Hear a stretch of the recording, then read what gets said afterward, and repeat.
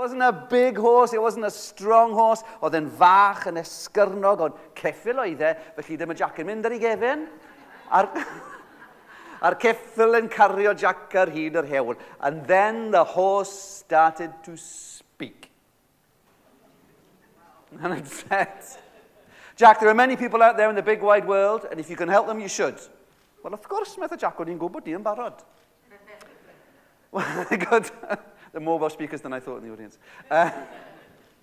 Following the road, and it goes down to the sea. Ac o'r ceffyl, mae Jack yn gallu gweld rhywbeth lawr ar y trath.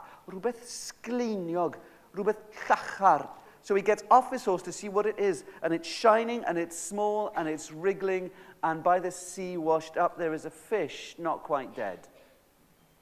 Mae'n codi'r pysgodyn yn ei law yn mynd mewn i'r dŵr. Mae'n dal y pysgodyn o dan y dŵr.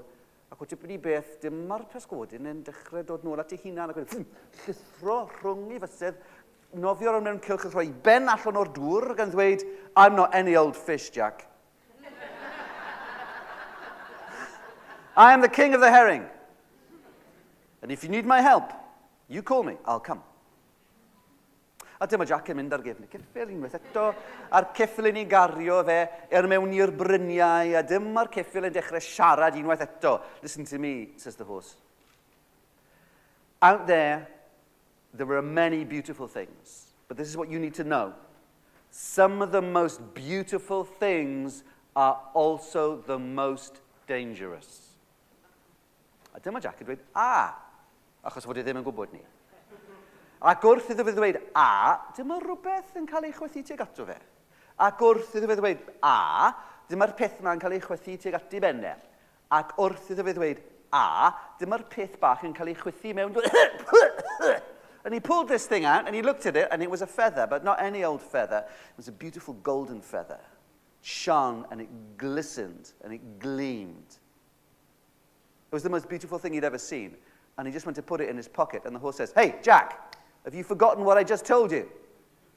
A wedodd Jack, dim ond blien fach ydi hon. Dwi'n gallu brifo neb.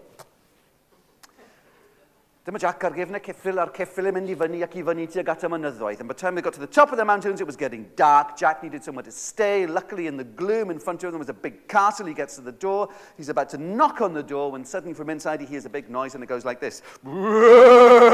However, it'll be a lot more impressive if we all do it, okay?